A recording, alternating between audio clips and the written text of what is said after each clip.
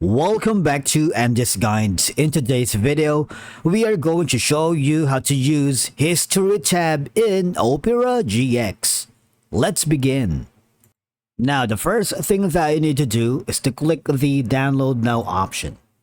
And from here, just follow the on-screen instructions and you're good to go. Now, using the History tab in Opera GX allows you to view and manage your browsing history, and you can access the use of History tab by going to the Opera GX browser on your computer. Now, I'm gonna switch to a different tab right now. I'm gonna go here at the Andy's Guide channel. And as you can see, the thing is, the primary purpose of the History tab is to allow users like you and me to easily revisit websites they have previously accessed without needing to remember or retypes URL. Now, you see in this section right here, you would have an option to go to the history.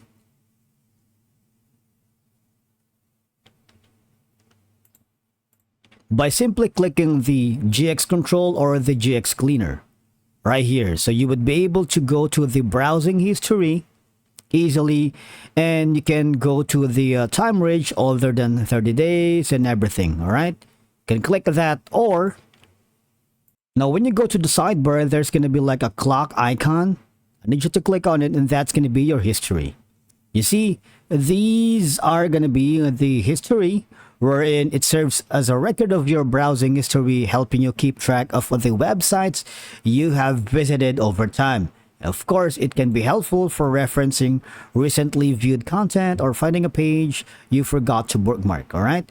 And if you frequently visit specific websites but don't want to keep with them permanently bookmarked, the History tab provides a quick way to access them. You can have an option to click the Open Full History View. You would be forwarded here, and there's like a select dates that you wanted for the duration. All right, like today, yesterday, and older. Now, Opera GX is synced across multiple devices, especially if you're logged in with the same Opera account. The History tab allows you to access your browsing history from different devices, providing continuity in your browsing experience.